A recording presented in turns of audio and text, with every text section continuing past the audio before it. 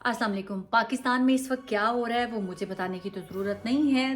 पाकिस्तान तहरीक इंसाफ के तकरीबन हर कैंडिडेट के जो पेपर हैं वो रिजेक्ट हो चुके हुए हैं। मतलब इमरान खान समेत जो है पाकिस्तान तहरीक इंसाफ के जो बड़े बड़े नाम थे, कि जो समझे जाते थे कि वो पाकिस्तान तहरीक इंसाफ का जो है पार्टी उन नामों के बगैर मुकम्मल नहीं होती थी। तमाम की तमाम कतार में लग कर सबके कागजात नामजदगी जो है वो मुस्तरद हो चुके हुए हैं।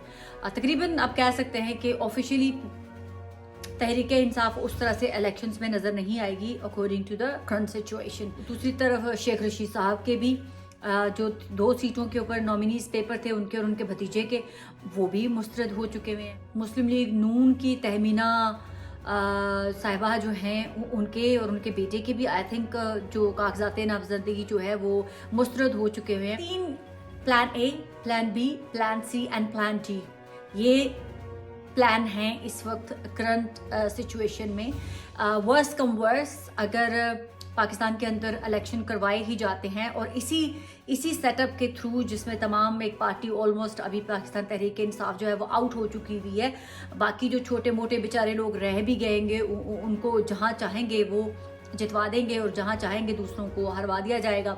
और सबसे बड़ी बात कि जो पीएमएलएन के अंदर से भी बहुत सारे लोगों की छांटी की गई है। कुछ ऐसे लोग जो प्रो नून लीग थे उनको टिकट नहीं दिए गए और जिन लोगों को वो टिकट नहीं देना चाहते उनके जो पेपर्स है वो कबूल नहीं करवाए गए हैं, वो यहीं से मुस्तरद हो चुके हैं। पीएमएलएन के भी बड़े बड़े नाम अगर यही सिचुएशन में पाकिस्तान के अंदर इलेक्शन हो जाते हैं 8 फरवरी को, पाकिस्तान के अंदर हो सकता है कि नवाज शरीफ साहब भी इलेक्शन हार जाएं, शहबाज शरीफ इलेक्शन जीत जाएं, उनकी पार्टी के दूसरे लोग जो है वो इलेक्शन जीत जाएं और पाकिस्तान तहरीक इंसाफ है वो 40 के करीब जो है वो सीटें लेने में कामयाब हो जाती है।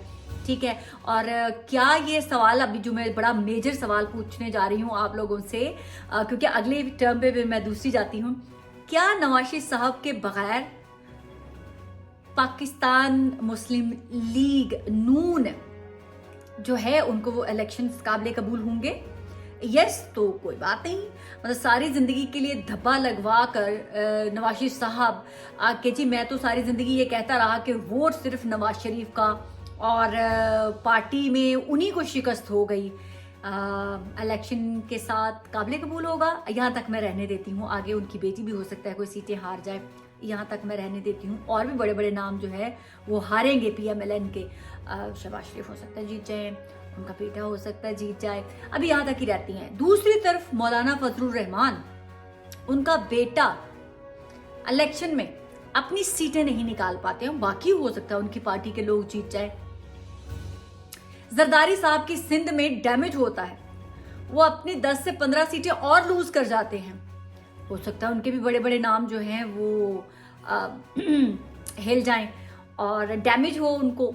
तो पीटीआई तो बेचारी पहले ही 40 सीटों के साथ बमुश्किल 40 सीटें जीत पाती है, आज़ाद लोग जो हैं वो जीत जाते हैं, इस्तेकाम पार्टी वाले जो हैं वो जीत जाते हैं इलेक्शन। तो क्या ऐसी सिचुएशन में जो इलेक्शन है वो तमाम पॉलिटिकल पार्टीज को कबूल होंगे, स्पेशली नवाज शरीफ साहब को अपनी सीट हार कर उनको ये काबिल कबूल होगा कि मेरी पार्टी जो है वो पार्लियामेंट में चली जाए? तो वेल एंड गुड, तालियां, मियां साहब अपनी कुर्बानी देंगे, अपनी बेटी की कुर्बानी देंगे। ये है प्लान ए। अब प्लान बी है, पाकिस्तान में कोरोना जो है वो बहुत तेजी से फैल रहा है, इतनी तेजी से फैल रहा है कि पाकिस्तान की इलेक्शन कैंपेन उतनी तेजी से नहीं फैल रही जितनी तेजी से पाकिस्तान में कोरोना फैल रहा है। हो सकता है कोरोना इतना ज्यादा हो जाए कि इलेक्शन में वो भी कुछ साबित हो जाए।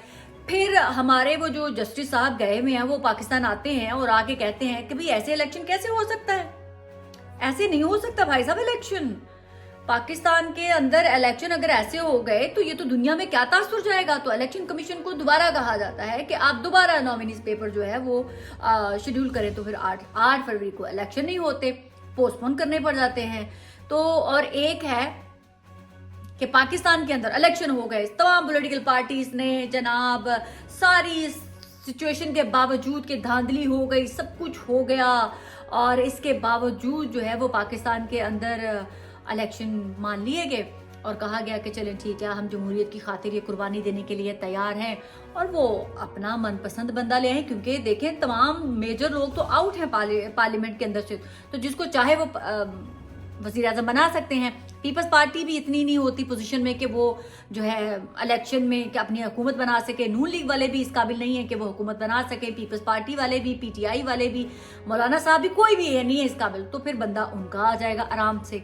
और एक प्लान डी भी है कि पाकिस्तान के इलेक्शन से पहले और इलेक्शन के बाद लोग जो हैं वो तमाम पॉलिटिकल पार्टीज पाकिस्तान के हुए इलेक्शंस को रिजेक्ट कर दें और कहें कि हमें ये जो इलेक्शन के नताइज हैं वो काबिल कबूल नहीं है, हम इलेक्शंस को नहीं मानते हैं। और तमाम पॉलिटिकल पार्टीज जो है वो सुप्रीम कोर्ट चली जाती है और जज साहब को कहती है कि ये इलेक्शन जो है ना हम नहीं मानते, ये किस किस्म के इलेक्शंस हुए हैं ना, मतलब कि कोई हार गया कोई जीत गया। तो हमारे जो क्या कहते हैं जजी साहब बड़े मेहरबान हो जाते हैं और वो कहते हैं नहीं नहीं ये इलेक्शन जो है ये सही नहीं हुए, दोबारा इलेक्शन करवाए जाएं। तो हमारी हुकूमत जो इंटर्म सेटअप है वो बोलेगा सरकार 42 अरब हम पहले लगा चुके हुए हैं, पाकिस्तानियों के पास इतना पैसा है कि वो 42 अरब और लगाया जा सके। पाकिस्तान के अंदर इतनी अफरा तफरी फैल जाएगी, हर कोई प्रेस कॉन्फ्रेंस से कर रहा है, बायकॉट कर रहा है इलेक्शंस के। पाकिस्तान के अंदर डॉलर 500 रुपए तक पहुंच जाता है, इवन जो स्टॉक एक्सचेंज है वो क्रैश कर जाती है। पाकिस्तान के अंदर अफरा तफरी का माहौल क्रिएट हो जाता है, इलेक्शन वाले दिन बड़ा कुछ होता है।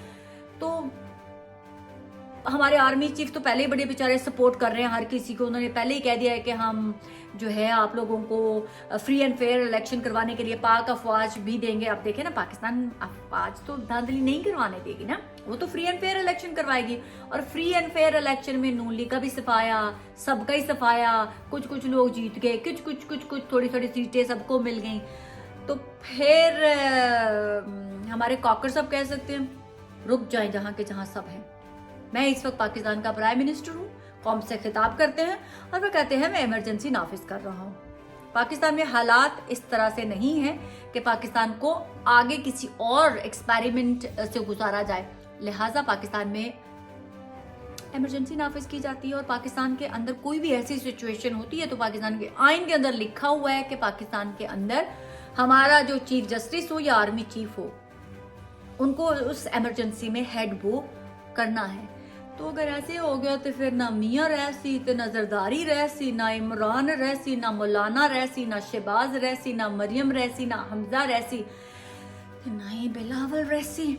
तो फिर अल्हम्दुलिल्लाह फिर काकड़ साहब ही होंगे प्राइम मिनिस्टर। तो देखें अभी क्या होता है। मैं तो वैसे ही कह रही हूँ, अपने से ऐवी कहानियां सुना रही हूँ, मेरे दिमाग की तखयलाती कहानियां हैं, इसको आप सीरियस ना लीजिएगा, ठीक है। मैं तो वैसे ही बता रही हूँ आपको एवे। तो लेकिन देखते हैं पाकिस्तान के अंदर इलेक्शंस होते हैं, और अगर होते हैं तो ये जो लोग कहते थे ना इलेक्शन कराओ इलेक्शन कराओ इलेक्शन कराओ, इलेक्शन हो गए, इलेक्शन के नताइज भी कबूल नहीं है, तो ये वो लड्डू है, पाकिस्तान के इलेक्शंस वो लड्डू साबित होंगे जो आपके मुंह में ठूस ठूस के दिए जाएंगे कि अब खाओ, और आप लोग कहेंगे नहीं नहीं हमें ये लड्डू नहीं खाना, हमें ये लड्डू नहीं खाना। और तमाम पॉलिटिकल पार्टीज कहेंगे हमें ये लड्डू नहीं खाना, उनको कहा जाएगा खाओ, 42 अरब रुपया लगा है पाकिस्तान की आवाम का, तुम लोगों को इलेक्शन चाहिए थे, हो गए इलेक्शन।